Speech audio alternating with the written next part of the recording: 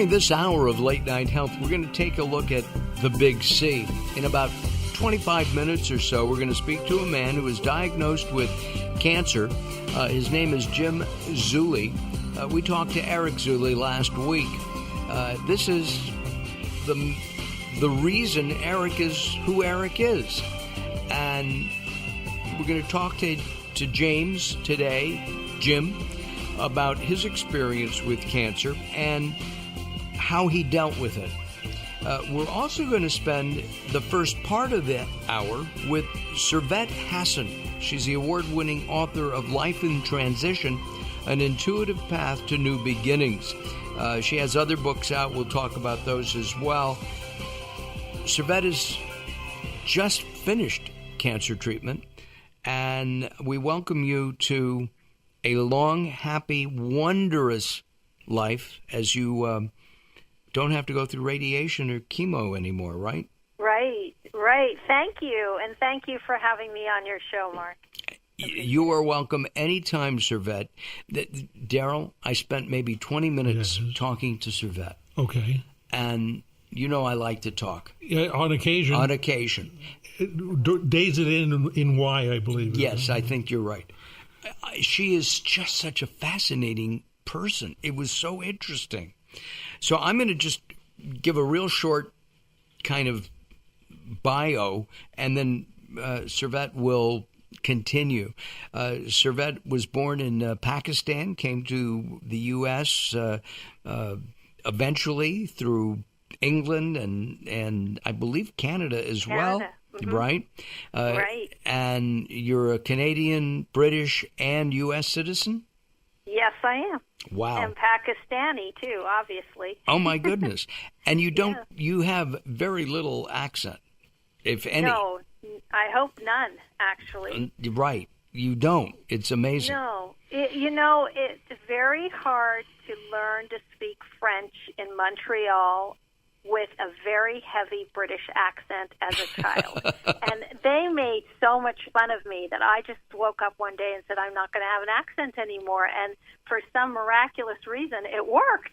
Well, but if you go to France, your accent's off, isn't it? Because it's the French accent, and you can understand, and they understand you. Comme ci, comme ça. Okay. It's the same here or there. I can put on enough that I can get by in France. Got it. Yeah. Daryl had a thought. In addition to the radio business, I worked in aerospace for a long time, and I had a very dear friend. His name was Mohammed Moulji, and he was from Pakistan. And we traveled together a lot. He worked for Boeing, and it was when they were just getting into the TSA and the screening and this and that. And by appearance, he was obviously from Pakistan. And we would walk up. He said, "Okay, where do you want me?" He had checkerboards all the way across his boarding pass. Where do you want me to stand? Where do you want me to go? Right? And he would just, take his accent and appearance for granted. Daryl, was that before or after 9/11? It was just after. Yeah, that happened to me too. And my name is really interesting because legally it's spelled Sarvat, which means treasure in English from Arabic. And a lot at the airport it's like, will Mr. Hasan report to security, Mr. Hasan? And then I get there and they look at me and go, oh, okay, you're fine. But yeah, that happened a lot after 9/11. It's interesting. I have to say that in talking to you and learning about you, I was absolutely knocked off my feet. You've had a wonderful life. You've been a single mom, and then I guess a little bit less than a year ago, you were diagnosed with the Big C. Mm-hmm. What was that like? Shocking. I can't deny that. I've written all these books for Llewellyn Worldwide Publishers, including the last one, Life in Transition, that you mentioned. So, I've talked a lot about being spiritual and meditating and, using all of your resources, especially mentally, to stay healthy. And then in August, actually it started in July last year, so it hasn't even been 6 months, really, just about. They said, you've got a tumor. It's a little longer story than that. They did an MRI, but it started because I had a pap smear that wasn't right, and they said, that's a kind of a precursor to cervical cancer, so we'll do a biopsy. And they biopsied me, and I was fine. But I kept bleeding a little bit, and they said that's not good. And because I went back to the doctor, because they call ovarian cancer the silent killer for a reason, you usually don't detect it until it's too late. Stage 4, yeah. Yeah. And so I went right back and said, okay, then I'm still spotting a little, and it's been a couple of months, and, it's been like 3 weeks, I'd say. And for a biopsy, I should have stopped spotting by then, and I hadn't, and it wasn't very much. And I thought, well, maybe one of my little eggs fell off her rocking chair and, somersaulted down or something. And the doctor looked at me with this bizarre look on his face like, no, that's not what happened. So he sent me right in for an MRI, and they found a tumor. And I found out it was cancer, and it's a rare form, clear cell. So within a few weeks, I was having a radical hysterectomy where they took out everything, including my lymph nodes and everything else. And when I could barely shuffle around like a little penguin, they said, it's time for chemotherapy. And I thought, really? You just cut me wide open. And they said, no, you're going to start now. So, in a way, I didn't really even have time to process it because it's like, bam, It was when you did process it, maybe just prior to radiation. Did you have chemo or radiation or both? I had chemotherapy. I did not have radiation because they said basically radiation would kill me. It's too close to was too close to my intestines. And even though she pushed the intestines aside a little when she was in there, I guess, they didn't want to take that chance unless they really, really had to.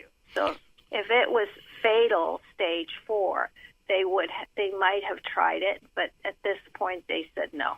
As somebody who spent your life using words to create, as somebody who's used thought to create, as somebody who's used prayer and meditation to create, what went wrong? Well, how did I manifest that? It's a good question. I never used the word wrong.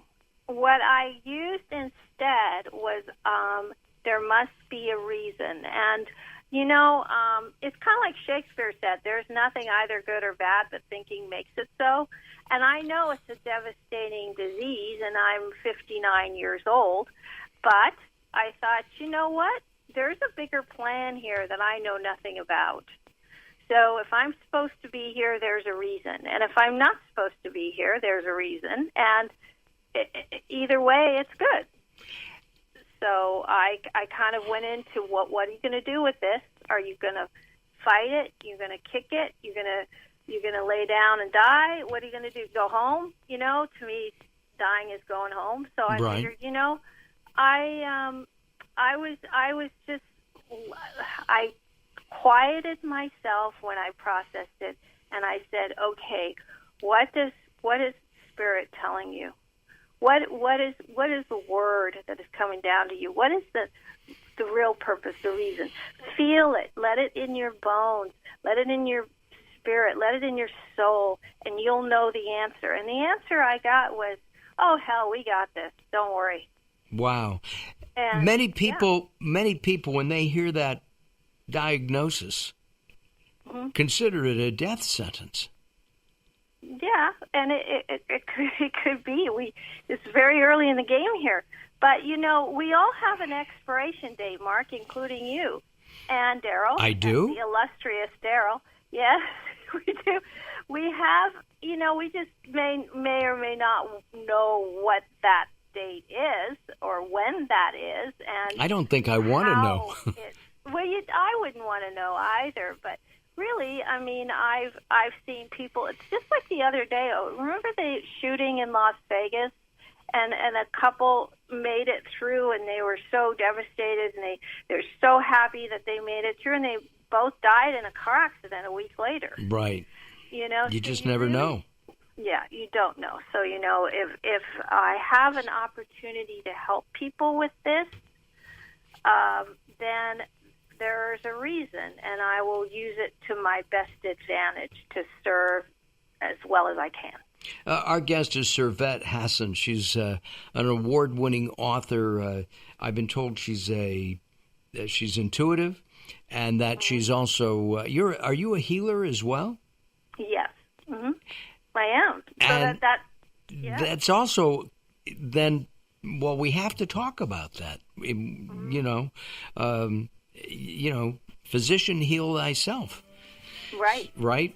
So we're going to take some time out. When we come back, we'll continue our conversation with you and talk about life in transition, because your life certainly is conquering the big C. Servet Hason is joining us today on Late Night Health. I'm Mark Alyn. Coming up in 10 minutes or so, we'll be speaking with Jim Zulli about his dealing with cancer and his faith of himself and his son Eric, and how that worked to cure him. I'm Mark Alyn, along with the insane Darrell Wayne. Join us at latenighthealth.com, as well as facebook.com/Late Night Health Radio.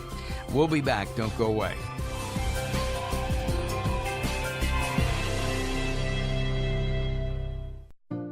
Welcome to Guide to the Soul. This is Robert Clancy. You are a beautiful masterpiece of celestial art. God sculpted your body, painted your portrait, and forged your blessed soul from the stardust. As with any masterwork, you may weather with age or get damaged a bit along the way. But doesn't that add to your beauty and mystique? Don't ever change who you are. You're loved and cherished in heaven just the way you are. Of all the challenges you've faced in life, you can be only made better for them. The greatest masterworks on earth have all been ravaged by the tests of time, only to become more revered in their inherent beauty. Always know you're one of God's masterworks, meant to shine in that same way. For more inspiration from Robert Clancy, visit guidetothesoul.com or go to the Moments with Robert page on latenighthealth.com.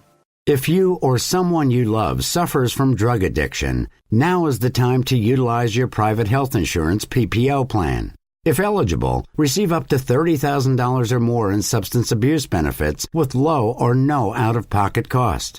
We are the National Treatment Network, the premier drug and alcohol treatment referral service operating 24/7. We help connect you with facilities nationwide that accepts PPO private health insurance for substance abuse. If you have PPO substance abuse coverage and you need immediate admittance to a medical detox or residential rehab treatment center, call us now. Call our live referral helpline today. The call is free. This program is not available to Medicare or Medicaid customers. Call 800-296-1252. 800-296-1252. 800-296-1252. That's 800-296-1252.